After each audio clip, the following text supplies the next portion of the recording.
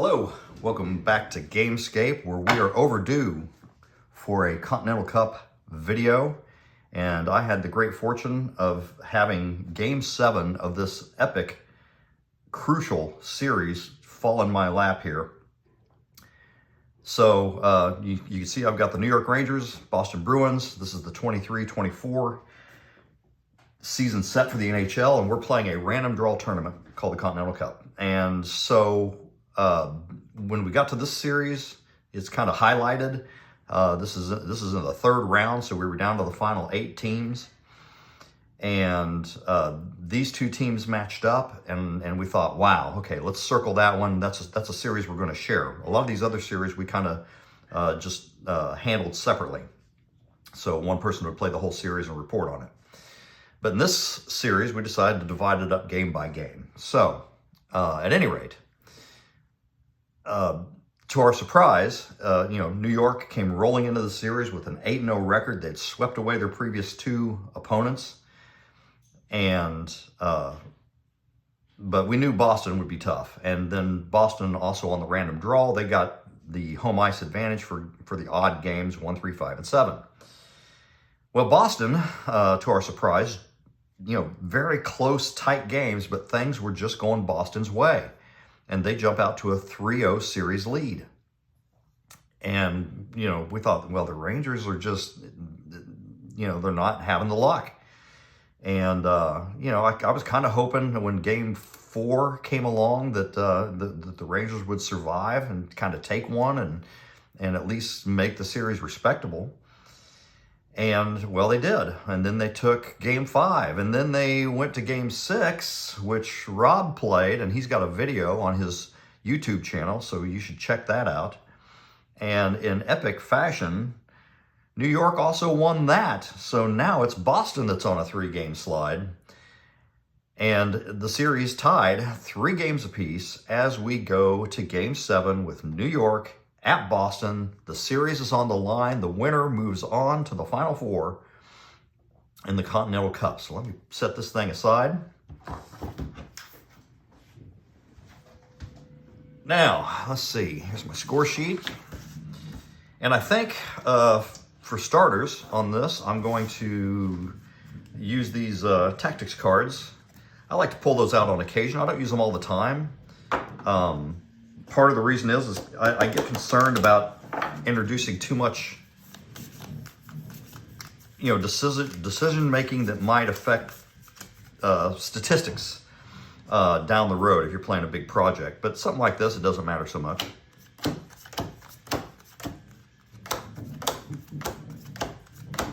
All right, so I'm using the 2-person rules for using the tactics cards. There's also some solitaire rules. They're a little bit more restrictive. The cards don't play as much in solitaire, again, because I don't want them to skew things too much. But playing head-to-head, why not? So what I've done is I've dealt out 5 cards for Boston, 5 cards for New York, and I'm going to choose 3 cards to keep for New York, and you can play 1 per period. So here's a pick up the pace. Okay, so if you're trailing, that's a good card to have. Here's Tooth for Tooth, where you can pick a fight. This is a playoff game. I'm probably not going to use that. Disruption, play immediately after a timing roll, deal a puck battle. So here, if you're trailing on hits, this is a way that maybe you can get back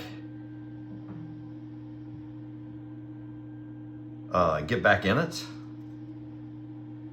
That's a possibility. Face off, play before the next time you roll, advance 1 time slot, roll 2 control dice, and choose a better result. I like that one. All right, so defensive focus. So if you get a lead, you can play defensively. So that's a pretty good set of options for them to have.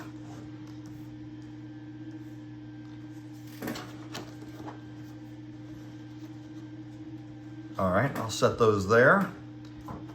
Set this disruption aside. All right, 5 cards for Boston. Turn up the intensity. Lower the puck battle threshold. Well, see, that could favor them. They've got 2 agitators versus only 1 for New York, but neither team has an enforcer. So I don't know about that. Puck control. This is a timing thing. This is where you can recover some stamina, kind of, and bleed the clock. Yeah, why not? They're at home. That might be a possibility. Hit them on the break, play after a timing roll. When an attack sequence is triggered, if your opponent gains control but fails to score, you get an instant counterattack on column A. That's pretty cool. Goal-oriented. All right, let's do that. So if you want to generate some offense, here's a drop the gloves. Again, we're in a, you know, an important game 7. I'm not sure if you want to throw caution to the wind with instigating fights. Yeah, and an instigator penalty is one of the things that could happen if you play that card. All right, so we're going to hit them on the break. Or I'll keep that card as an option. So there are the 3 options per team as we get into this. And hopefully I'll continue to think about those. Actually, you know what? Right off the start here, play before the next timing roll. These are all played before or after timing rolls, all 3 of those. That's before, and that's before. All of these are played before. So most of these cards are played before timing rolls. Since we're getting into the first timing roll, I think it might be fun for New York to try to get off to a good start. So I'm going to play this face-off card. All right. And that will allow them to advance 1 time slot, only 1, so right here. Roll 2 control dice and choose the better result, all right? So here we go. Get this game going. So the control die does go, both of them actually go in their favor. All right, so that works out. So New York has control. If you fail to gain control, your opponent could get a slot chance, but they did not fail to get control. So that card has now been played. That helped secure New York's, gave them a better chance to get this, to get off to a fast start here and generate an attack. So now they have control. So what we're going to do is we're going to roll a defensive die to see if Boston, 1 through 8, can shift it, the result to column D. They roll an 8, they do. So instead of reading 59 over here on this attack chart, column A, we're gonna read 59 over here where it says disciplined unit never allows a good chance. And so New York is defended on their, using that tactic card. All right, so now we can get back into the regular flow. That's the one card that New York could play for this period. Now, I'm going to consider whether Boston wants to play one of these. Play before any timing roll, increase your team's attack. So why not do that, right? New York took a chance to try to get off to a fast start, and Boston was able to defend. So here, this is a card that stays in play. You leave this face up next to the team card until you decide to discard it, ending the effect. Okay. So we're going to remind ourselves that this is in play. And we're going to increase the attack. Their attack goes from 7 to 8 while this card is in effect. Their defense, however, is going to go from 8 down to 6. So they defended. Remember, I rolled an 8 on their defense. They defended that first rush there in the first minute. They were ready defensively, but now they're going to let their guard down a little bit and focus more on offense, transition the other way. So that's the only effect this has, is to shift the attack and defense ratings for Boston. So 6 minutes elapse, and we get a puck battle. So they don't get to engage, well, maybe, their ratings yet. So 34 is going to give us a minor penalty on the home team. Visiting team takes a hit, and that is a minor on Boston. This is going to go against Charlie Coyle. All right, so that puts New York on the power play. That goal-oriented stays in effect. Now, very good power play here. 10 versus a PK of 7. They have a +3 advantage on the power play. That's pretty good. 45. Attacking stamina is greater than the defense. It is not, because Boston dealt that hit. So otherwise, they're only going to get a point chance, does New York. Now, and they're up against Ullmark. Linus Ullmark with a rating of 8. So it's about a 50 point chance. They need to roll under 30. The roll is a 76, save made by Ullmark. All right, half the power play is gone. We're going to go to the next time slot, 22. That's a good roll. And that is going to be a score on a rebound and then slammed home. A power play goal puts New York up 1-0 here in this game 7. That power play goal, we divide this in half, right? That's a 42. So on the power play, it's going to be Zibanejad.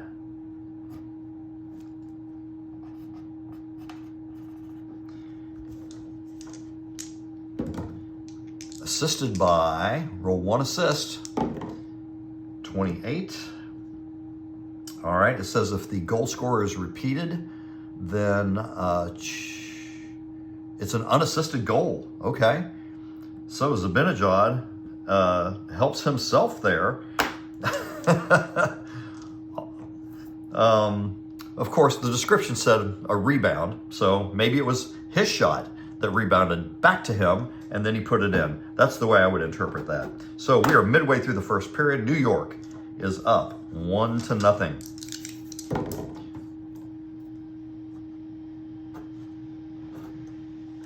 We have an attack sequence coming. The control dice says it is New York on column A. 53, column A, that's up there. New York is an attack rating of 7. They can get a point chance out of this. So it's been all New York here early, despite this goal-oriented. All right, here comes the point chance at Ullmark. Oh, that's a great roll, 14 scores. Oh, Ullmark is going to wish he had another crack at that one. All right, that is an even strength goal for New York by Kreider.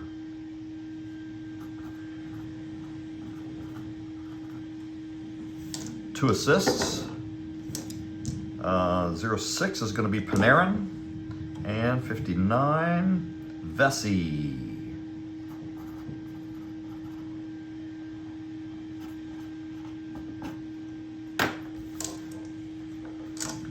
Two-goal lead for the Rangers here in Boston. And Boston is still thinking goal-oriented. They need to get something out of that card. 5 minutes off the clock. There is an attack sequence.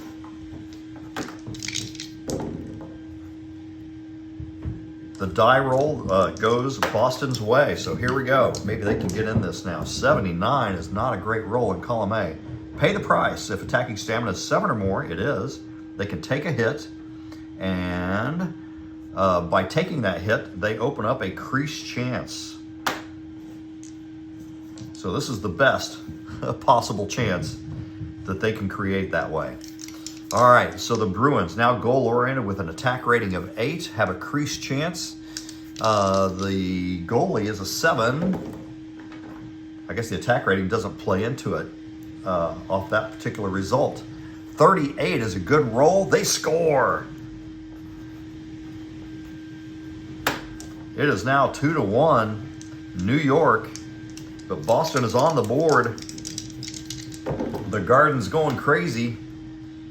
And wow, one of the assists, number 99, way down here. Rarely seen, seldom seen Ian Mitchell is going to get a piece of that. All right. Let's see the score, however, 28. And that's Coyle. Yeah. So he's had his, oh, wait, what am I doing? Oh, yeah, okay. So Coyle, yeah, scores. And then we had Mitchell with an assist there. So you can imagine him maybe stepping in for somebody who's hobbled. It's been a tough series. The other assist, Frederick, agitator. So interesting that the agitator was involved in a buildup that involved, taking a hit and all that stuff. So you can kind of come up with a narrative on how that worked. All right, we're near the end of the first period. I'm rambling a lot, but I'm really kind of savoring this game as well. 3 minutes off the clock. We do not have 3 minutes remaining. So the first period ends. New York 2, Boston 1, and we can leave this. They haven't gotten anything out of this card yet. Hopefully it doesn't hurt them because of the defensive adjustment. All right, New York's got a lead now as we go into the second period.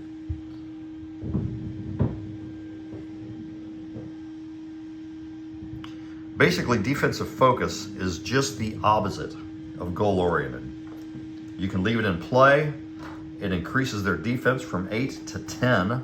That's significant. But their attack drops from 7 to 6. Okay, so I'm going to have that in play. Counterbalancing. Now,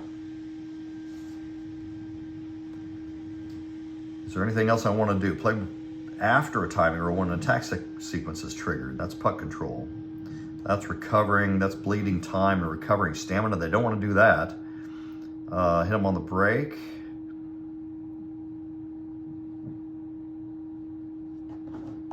All right, play immediately after a timing roll when an attack sequence is triggered. Let's keep this one in mind.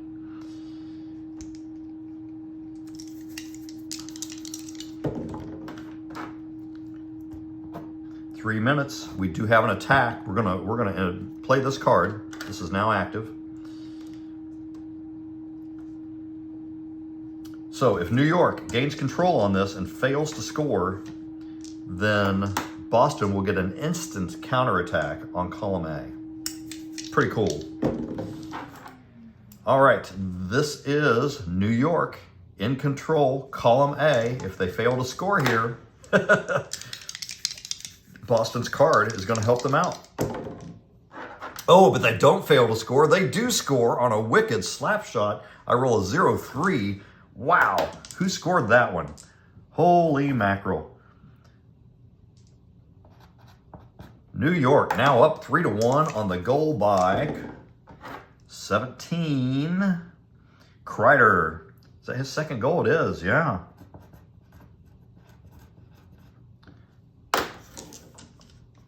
Unreal. One assist, 93.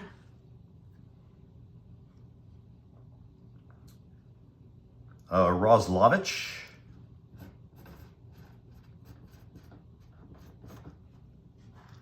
Getting some interesting assists here. Again, I attribute that, or my narrative for that is thinking about the end of a long series, and some guys might be hobbled and need to be substituted. All right, so this card came and went. It almost worked, except New York actually scored, and so they never got their chance to hit them on the break. All right, we're down to a card apiece. They've each played a card in the second period, so odds are I'm going to end up going to Quick Dex Hockey for the third period. That may be all the tactics card playing that I do, although these two are still in effect.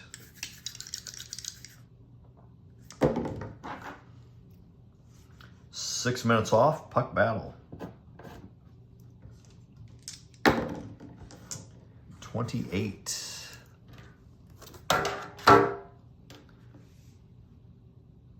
Minor penalty on the home team. Visiting team takes a hit. Well, I hope that hit amounts to something for Boston, because otherwise they're putting a very dangerous power play out there. That's Coyle again. Boy, he's been very active in this game. What, he scored their only goal, which made up for the goal that was scored on his penalty earlier.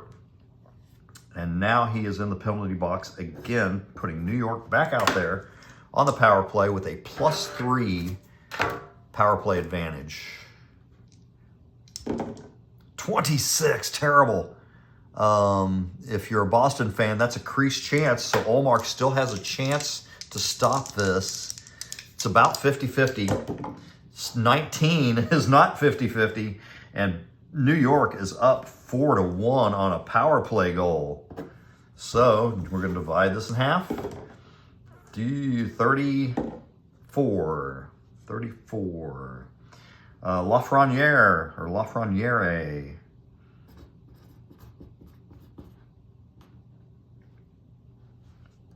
Scores that power play goal. The assists, of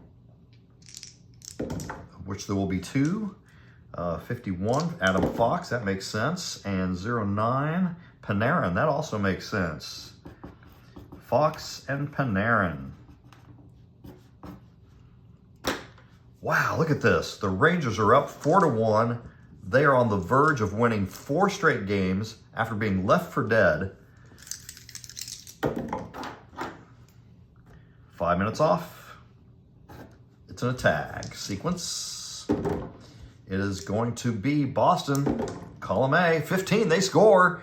Deep turnover, quick shot, and Boston cuts the lead in half.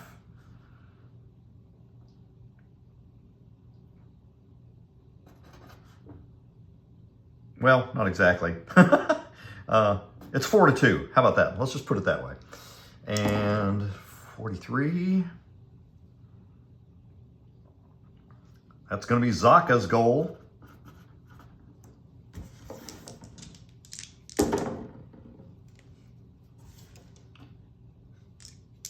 With Geeky and Heinen both involved somehow.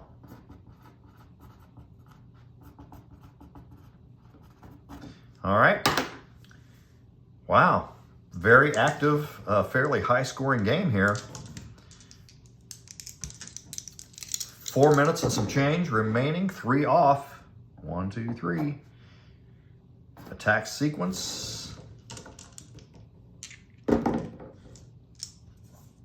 Boston again, column A. Wow, look at here. The big comeback may be on. It's a 97. Offense shells the goalie from several angles. Boston just bringing the pressure here. That's funny, too, because they're still goal-oriented.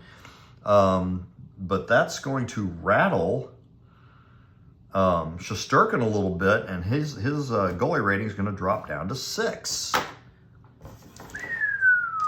Okay. And now we are about 2 minutes left, 2 minutes off, 1, 2, and it's an attack sequence. We are in the final seconds, right before the horn of the second period. Rangers up by 2. A 10 is going to go the Rangers' way, just barely. An 11 would have been Boston. 12 is no defense, so this is going straight to column A. And does New York reestablish a 3-goal lead? 95. Attacking stamina is 10. Nope, they're down to 8 now. So we go to column B. Attack. Their stamina is 8, so they do get a slot chance, does New York. But they're up against Ullmark, and Ullmark is doing pretty well. Well, I shouldn't say that. He's allowed 4 goals. His rating is unchanged. Let's put it that way. All right. Oh, wow. They roll a 17. That goal finds the back of the net. That puck does, and it is 5-2 New York. Good grief. And this goal, well, Kreider has a hat trick. Bang, bang, bang. That's his 3rd goal. Unbelievable. We have a hat trick here in Game 7. Woo! Okay, assists. There are going to be, let's see, a roll of 10. There are going to be 2 random assists. And 71 and 89. Boy, I'm rolling high on these assists. 71 is Keandre Miller. 89, Trouba. So 2 defensemen. Miller and Trouba contributing here with some pressure and some deft passing. At the end of the second period, it is New York 5, Boston 2. And I guess with a 3-goal lead, I'll just go ahead and play the third period out using Stone Cold. Usually at this point, close game, I'll switch over to Quick Decks to get some detail. But I have rambled a lot in this video, so let's just go ahead and move on with it. So 2 minutes downstream, and we get a puck battle. 36, third period reads minor penalty, visiting team. Home team takes a hit. We're now even on hits. Minor penalty, New York. Power play, Boston. The penalty called on Adam Fox. And if you want detail on, or if you want a little bit more narrative on the penalties, you could roll back here and say, okay, minor column, 94, that's rolling high. So Fox gets sent to the box for boarding. All right, Boston on the power play. Their power play is 8. The PK for New York is 8. And so we are in the even column.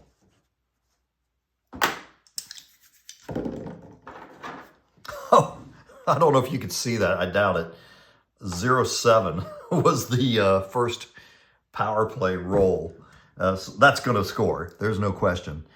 So that is a cross ice pass and 1 timer. I'm going to divide that die in half. That's a 1 and a 14 is what it comes off. And of course, none other than Pasternak. With that goal, it makes it 5-3. My goodness.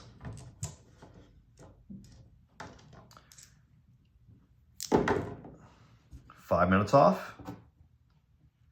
Here's an attack. I'll tell you what, if they score 1 more goal, I may go ahead and switch over to Quick Decks anyway. Okay, so I've got an attack almost midway through the third period. It is Boston. However, they are defended. So we're going to column D, which is not quite hopeless, but not much hope. And they roll a 21, so that's going to be tough defending in tight quarters. And that's going to shut down that scoring chance. 4. Attack. Column A. Is it? Nope, it's not. It is New York on column D. 44, column D. Good check and open ice disrupts the flow. Now New York is defended. The defenders are getting involved here. After all that offense, 8 goals worth. 7 minutes remaining, third period. New York up by 2. Ooh, let me think about this. So at 7 minutes, that's the equivalent of 1 segment in Quick Decks. So since Boston's only down by 2, let's switch over. Be right back. Okay, so here we go. Quick Decks is on the table. I dealt myself just enough of these ice action timing cards to play out the last 7 minutes. So that's, you know, the equivalent of a TV timeout as we get into the final stretch of the third period here with New York up 5-3. I've got Olmark and Shesterkin. Let's see. Let's just roll to see if anybody's doing anything unusual. So the blue one is going to be Shesterkin, and he's a 7. He's got his normal ratings. And a 2 for Olmark is shaky. So all of a sudden, I shouldn't say all of a sudden, he's given up 5 goals. So that makes sense, I suppose. You could argue that having rolled shaky and having given up 5 goals, that I could replace him right here. But we've gone this far, so I'm going to stick with it. Okay, so what do? I'm going to start off, since I didn't have particular context, I'm going to start off with a neutral zone face-off. Home team wins, so Boston has possession. I've got these neat little, these are supposed to be stamina markers for Stone Cold.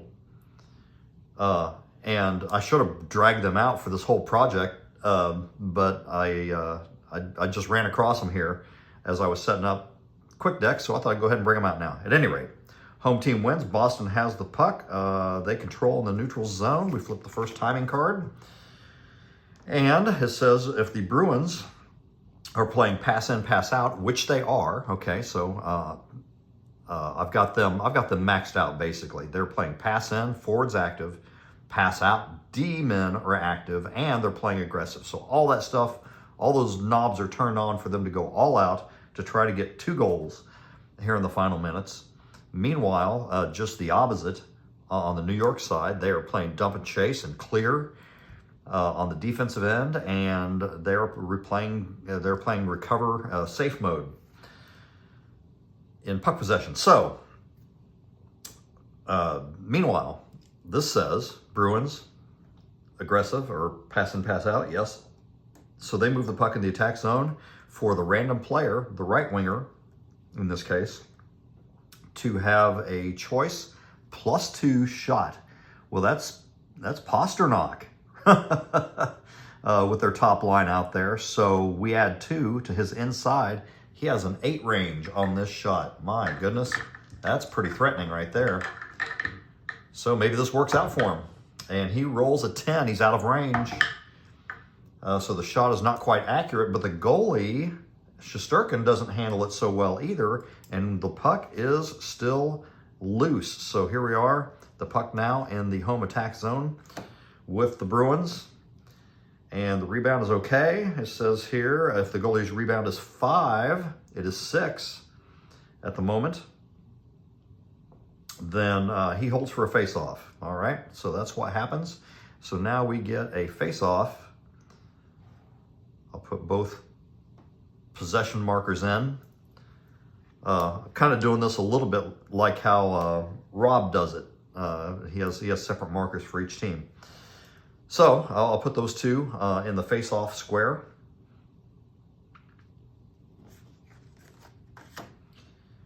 All right, this is a zone face-off where the defender wins the face-off if the opposition D-men are active, and they are. We just talked about that.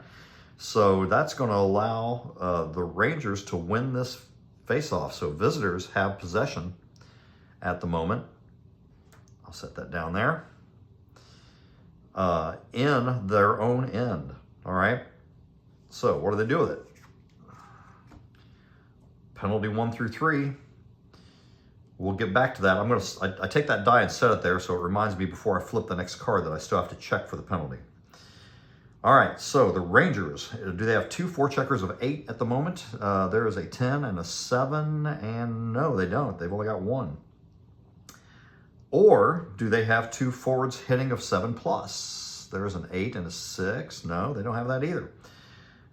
So therefore, the defender gets control, and if they have 2 forwards that can create with a rating of 8 or better, which they do, they move in the attack zone with a chance. So now Boston is able to take over and they move into their own attack zone with a chance. So we're still resolving this card.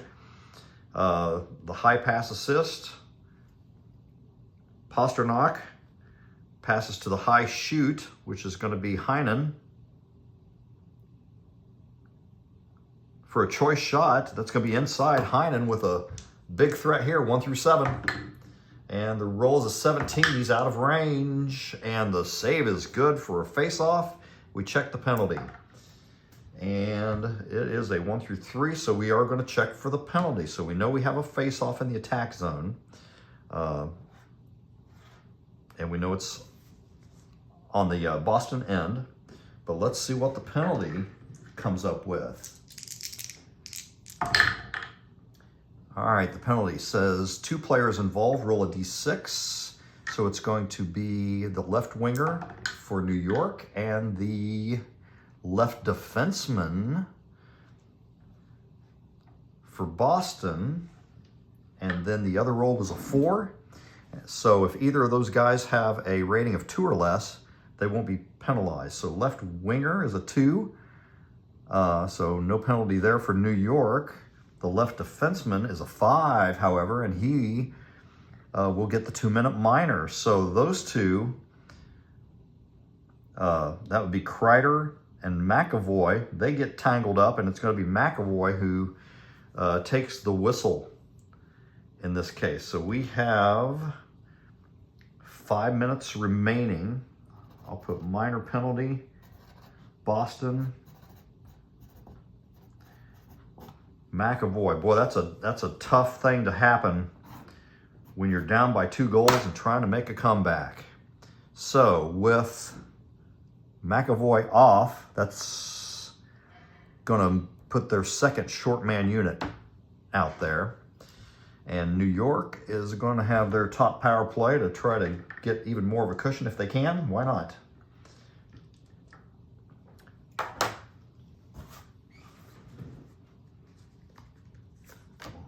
2, 3, 4. All right, each card is 30 seconds. And I'm going to 1, 2. That will be the expiration point on the power play. Power play has control in the attack zone. This is New York in the visitor attack arena. And if they have the forward player with an O rate, that's a left winger up here with an O rate of 10 or more, 11 or more. He meets that criteria exactly. He passes. So this is Fox, playing the left winger in the power play unit. He passes to the high shooter for a choice +1. Oh, that's got to be Spinajad, right? No? High shooter. Panarin. Panarin or Kreider. Let's go with Panarin. Kreider's seen a lot of action already. So choice +1 for Panarin is going to be inside a 1 through 9 range on this shot. And he rolls a 6. Panarin makes a good shot. This is going to go in unless Ullmark can stop it. And his rating at the moment is 1 through 7. He rolls an 8. Holy cow, Panarin puts in the power play goal. Wow, and it is 6-3. And we know, obviously, Fox was involved on the assist, according to the narrative here. So that not much of that power play didn't take long to resolve that one. Put that card face up. All right, and then I'll flip 1 card for timing purposes. And McAvoy comes back out. Who do we have out there on the unit? That was Zaka DeBrusque Peak. All right, so they can go back out with their top line. I'll go with their second defensive pairing. And New York is going to go down here to their third line, and their second defensive pairing also, which has their best block numbers involved. Okay, 6-3, 3-goal difference, and we Boston is running out of time here. 5 minutes. I'm going to flip one more card. Is that right? 1, 2, 3, 4. You know what? They're down by 3 goals. Let's go ahead and go empty net. All right, the extra attacker is going to be looking for a high O rating, good shooting numbers. Let's go Charlie Coyle to join that line there, the top line. And we'll go right back to man advantage with 4 minutes remaining. So that's a lot of time. 1, 2, 3, 4, 5, 6, 7, 8 cards.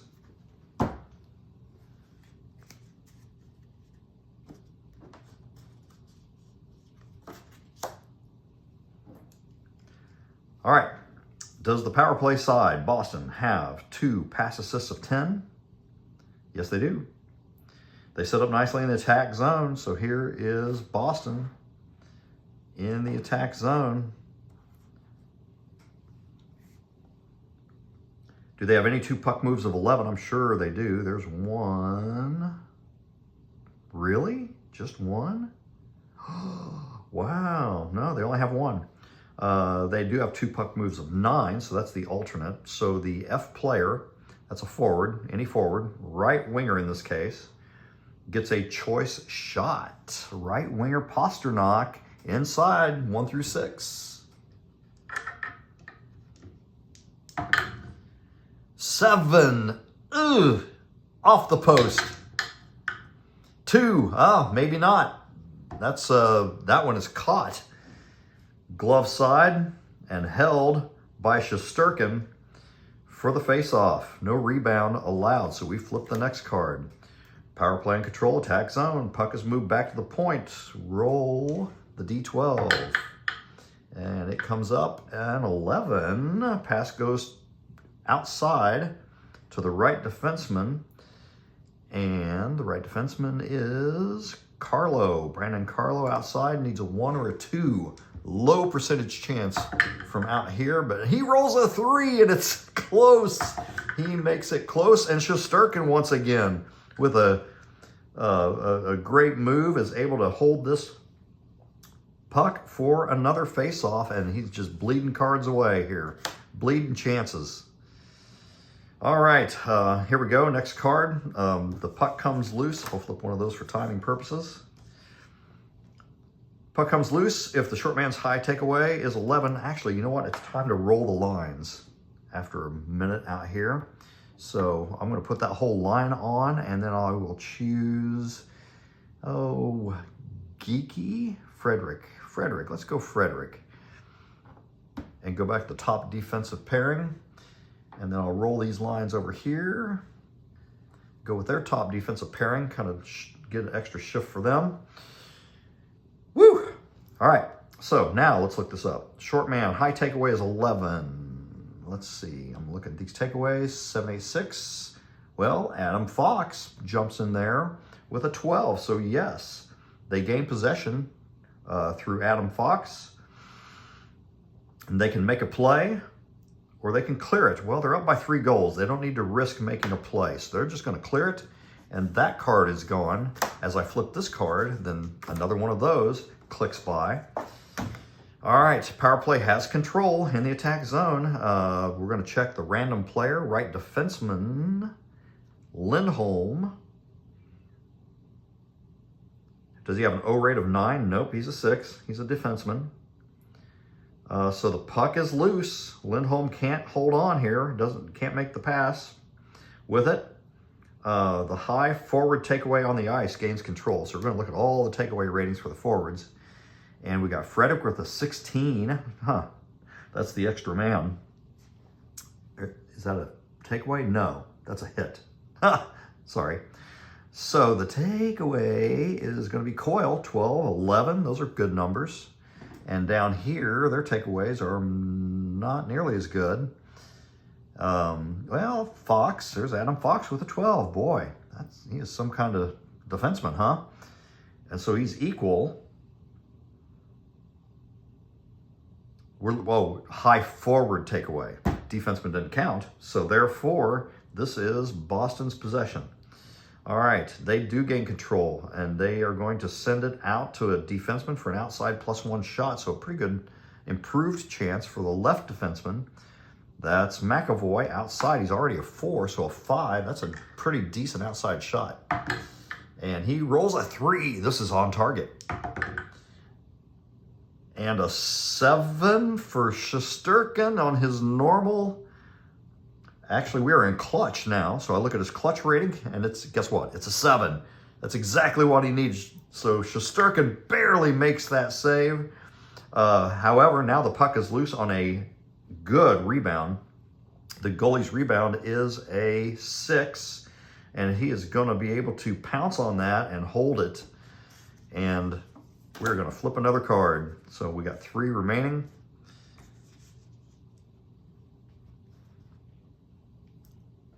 All right, power play in control again. 2 forward creates of 9 is what we're looking for. Creates of 9. There's 2 of them. Yep. It's going to go to the random player for a slot +1 center. Slot +1 is going to be Coyle with a range of 1 through 6. 11 is not going to get done, and 2 is a solid save. And we're going to flip another card and another one of these, and they are running out of time. It is almost over, and now the Rangers make a nice play to intercept the pass. Do they have 2 O rates of 10 on the ice? I don't think so. No, they got 1. So they could make a player clear, but if not, then they clear the puck. The power play gains control in their own end. So it still has the effect of burning off that time. Now, we are down to the final minute, and we are going to go all in here. I'm going to roll the top forward line for Boston back out there. Let's include, DeBrusk has been a hero in this series a couple times. Top defensive pairing, and let's see here. With the empty net, why not roll the top line and the second defensive pairing? Here we go. Almost over. All right, Boston, 2 O rates of 11, yes. No. Only Pasternak. Marchand's not on the ice. Marchand and Zaka's a 10. So, and if they have this, well, they don't. So we're looking for 2 creates of 9 is an alternate way that they could go. Yes, they do have that. They have a 20 and an 11 and an 8. Okay. So that's going to be a random slot chance for the left defenseman. Left defenseman McAvoy, slot chance is a 2. This is unmodified. 1 or a 2 is what he needs. He rolls a 15. Not even close. And the save is still good. According to Shesterkin's clutch rating, he is able to hold, and that puts us on the final card. The Rangers have won this series, but they have to contain themselves for about 30 more seconds. If any, power play, pass assist is 12 plus. Yes, that would be Pasternak, of course. He passes to the other high shooter, which is going to be Heinen. For an inside shot for Heinen, 1 through 7. So here's a chance that they can make a little noise at the end. 16, no, that is off the mark, but the puck is loose. We're going to check the rebound. The short man D player have a D rate of 9. So we're going to slide that over. Right defenseman, check him. Yes, he does. He gets the puck and clears. Keandre Miller is the last to get a stick on it and send it down the ice. As the horn goes off, the New York Rangers, left for dead, 0-3 in the beginning of this series, have come back to win 4 straight games. The final score here in Boston in Game 7, 6-3, and the Rangers, amazingly, are moving on to the Final Four of the Continental Cup. Here we go.